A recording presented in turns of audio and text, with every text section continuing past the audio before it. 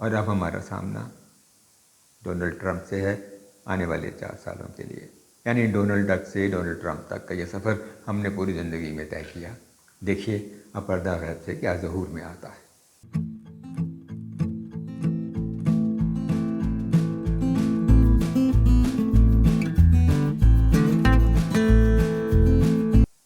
السلام علیکم ویورز، میں ہوں آپ کا ہوسٹ حفیظ طاہر اور پروگرام ہے podcast with Hafeez Tahir.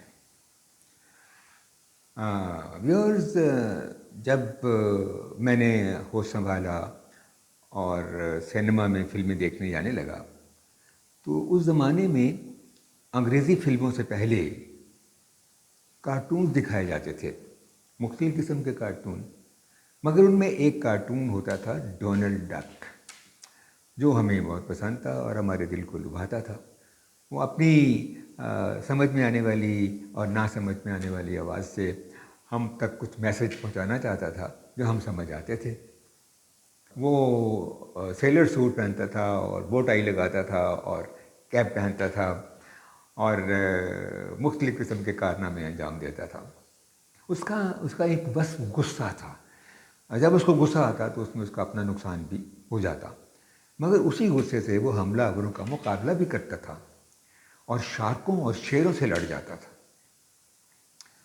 کچھ اور عرصہ گزرا، ڈیکڈ گزر گئیں، تو ہمارا واسطہ میک ڈونلڈ سے پڑ گیا۔ میک ڈونلڈ کے نئے ذائقے اور ہماری جو ایک خواہش یہ تھی کہ ایک غیر ملکی چین میں کھانا کھائیں، تو میک ڈونلڈس کو بڑی شہرت حاصل ہوئی اور ہم اس کے مختلف ذائقوں کا مزہ لینے لگے۔ غزہ کی جنگ کے دنوں میں لوگ میک ڈونلڈ سے پیچھے ہٹے، مگر پھر آہستہ آہستہ دوبارہ اس کے ساتھ جڑتے جا رہے ہیں۔ پھر آئی ڈونلڈ لو کی باری، اور ڈونلڈ لو کچھ عرصے کے لیے ہماری سیاست کے افق پر چھا گیا، اور سائفر کے معاملے کی وجہ سے سیاستدانوں کو ایک دوسرے کے اوپر کیچڑ اچھالنے کی کافی موقع ملا اور دل بھر کے کیچڑ اچھالا گیا۔ اور اب ہمارا سامنا ڈونلڈ ٹرمپ سے ہے آنے والے 4 سالوں کے لیے، یعنی ڈونلڈ ڈک سے ڈونلڈ ٹرمپ تک کا یہ سفر ہم نے پوری زندگی میں طے کیا۔ دیکھیے اب پردہ غیب سے کیا ظہور میں آتا ہے۔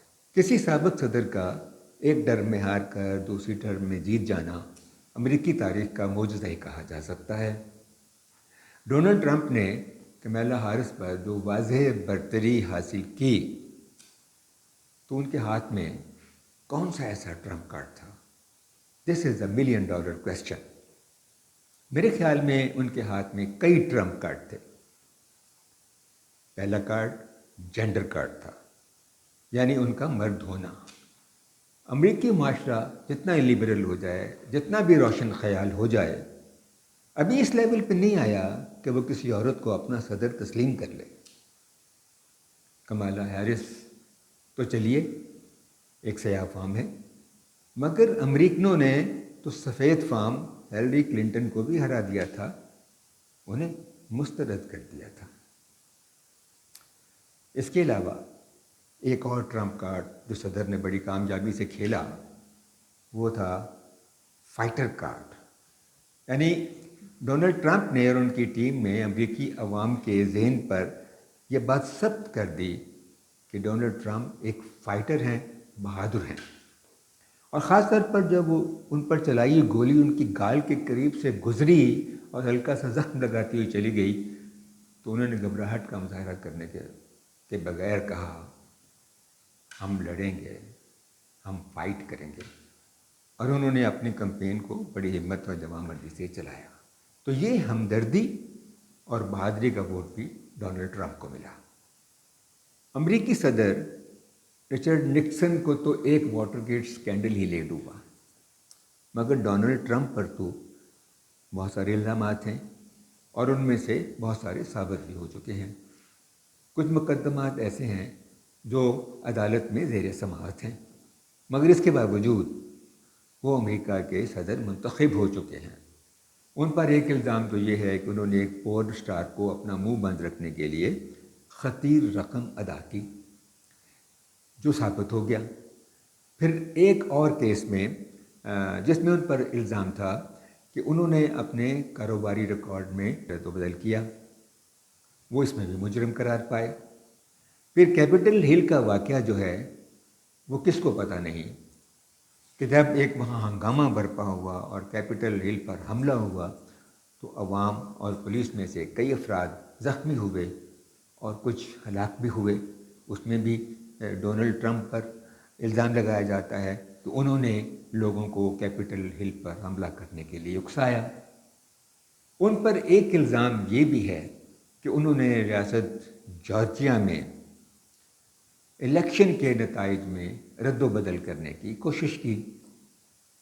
ایوان نمائندگان نے انہیں 2 دفعہ امپیچ کیا مگر سینٹ نے انہیں بحال کر دیا۔ پھر ان پر ایک خطرناک الزام یہ بھی ہے کہ وائٹ ہاؤس چھوڑنے کے باوجود انہوں نے وائٹ ہاؤس کی کچھ خفیہ دستاویزات اپنے پاس رکھیں، اس کے باوجود وہ صدر منتخب ہو گئے۔ مجھے تو یوں لگتا ہے کہ جیسے عوام نے انہیں معاف کر دیا یا وہ ان الزامات کو محض سیاسی الزامات سمجھتے رہے اور رد عمل میں انہیں زیادہ ووٹ دے دیے۔ مگر قانونی سوال اپنی جگہ موجود ہے کہ جب وہ صدر بن جائیں گے تو کیا یہ ثابت شدہ مقدمات اور الزامات جو ہیں اور جو جاری مقدمات ہیں ان کی صدارت پر کیا اثر ڈالیں گے؟ کیا ان پر کوئی اثر ڈالیں گے؟ کیا یہ تلواریں ان کے سر پہ لٹکتی رہیں گی یا وہ بھی پاکستانی سیاستدانوں کی طرح اقتدار میں آ کر ان مقدمات سے ایک ایک کر کے بری ہوتے جائیں گے؟ Let's see. اگر آپ غور کریں تو امریکی میڈیا پر ڈیموکریٹس کا اثر بہت زیادہ تھا اور انہوں نے کسی نہ کسی طریقے سے ڈونلڈ ٹرمپ کے خلاف اپنی مہم جاری رکھی اور وہ اس مقابلے کو کانٹے دار مقابلہ کہتے رہے اور 50-50 سمجھتے رہے، مگر ڈونلڈ ٹرمپ نے سارے میڈیا کو جھوٹا ثابت کر دیا۔ انہوں نے میڈیا کو اور اسٹیبلشمنٹ کو شکست دے دی۔ انہیں اینٹی اسٹیبلشمنٹ ووٹ بھی ضرور پڑا۔ جو بائیڈن کے الیکشن سے دستبردار ہونے اور کمالا ہیرس کے دیر سے الیکشن کمپین شروع کرنا بھی ان کے حق میں گیا اور یہ وہ ٹرمپ کارڈ تھا جو ان کے ہاتھ تقدیر سے لگ گیا۔ ڈونلڈ ٹرمپ عربی امریکی اور پاکستانی امریکی مسلمانوں کا ووٹ حاصل کرنے میں بھی کامیاب رہے۔ ریشزم بھی ان کی جیت میں ایک فیکٹر رہا، رنگ و نسل کی تمیز۔ اگر کمالا ہیرس کی بجائے جو بائیڈن بقائم ہوش و حواس اس کمپین کو چلا پاتے تو ہو سکتا ہے کہ ڈونلڈ ٹرمپ اتنی اکثریت سے نہ جیتتے جس اکثریت سے وہ جیتے ہیں۔ اب ڈونلڈ ٹرمپ کا جو تارکین وطن کے بارے میں ایک خیال ہے یا ان کی جو تھیوری ہے یا جو نظریہ ہے، اس نے بھی ان کو ووٹ ڈلوائے۔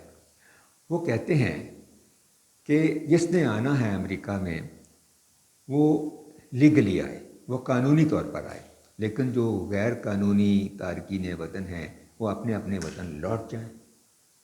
کچھ تجزیہ کاروں کا خیال یہ ہے کہ اگر اتنے سارے لوگوں کو امریکہ سے نکال دیا جائے گا تو معاشی ترقی کی رفتار سست ہو جائے گی، مگر ڈونلڈ ٹرمپ کہتے ہیں کم وٹ میں یہ کام کر کے رہوں گا چاہے کوئی بھی قیمت ادا کرنی پڑے۔ جنگ کے بارے میں ڈونلڈ ٹرمپ کا نظریہ ان کے لیے ایک اور ٹرمپ کارڈ ثابت ہوا۔ امریکی عوام نے انہیں ایک ایسے صدر کے طور پر دیکھا کہ جو ان کے $1 ٹریلین خواہ کی جنگ میں نہیں جھونکے گا۔ یوکرین میں جنگ بندی ہو جائے گی اور غزہ میں ٹروس ہو جائے گا، امن و امان ہو جائے گا۔ مگر کیا کیجیے کہ اسرائیل کا وزیر اعظم ڈونلڈ ٹرمپ کا قریبی دوست ہے اور ڈونلڈ ٹرمپ انہیں ایک دم سے جنگ بند کرنے کا نہیں کہیں گے۔ ہاں، جنگ بندی کے امکانات پیدا ہو سکتے ہیں، مگر کیا فائدہ؟ اب تک اسرائیل اپنے کئی مقاصد حاصل کر چکا ہے اور ڈونلڈ ٹرمپ کے حلف اٹھانے تک جو کچھ عرصہ ہے اس میں وہ باقی مقاصد بھی حاصل کرنے کی پوری کوشش کرے گا۔ Let's see what happens. Donald Trump کی ایک خوبی یہ ہے کہ وہ آؤٹ آف باکس فیصلے کرنے میں بھی مہارت رکھتے ہیں۔ مثلاً پچھلے عہد صدارت میں انہوں نے شمالی کوریا کے صدر سے اس کی سرزمین پر جا کر ملاقات کی. It was a big event, مگر اس ایونٹ سے کچھ حاصل نہیں ہوا اور شمالی کوریا نے اپنی ایٹمی تیاریاں اسی شد و مت سے جاری رکھیں. باقی رہا پاکستان اور امریکہ کے تعلقات کا معاملہ، تو میں ذاتی طور پہ ان تعلقات میں کوئی ریڈیکل چینج ہوتے ہوئے نہیں دیکھ رہا، کیونکہ وہ ایک سسٹم میں ہیں اور انہوں نے اپنے امریکی مفاد میں کام کرنا ہوتا ہے. اگر انہیں پاکستان کی ضرورت پڑی جس طرح انہیں افغانستان کے معاملے میں پڑی تھی تو ضرور ان کا جھکاؤ ہماری طرف ہوگا، ورنہ نہیں.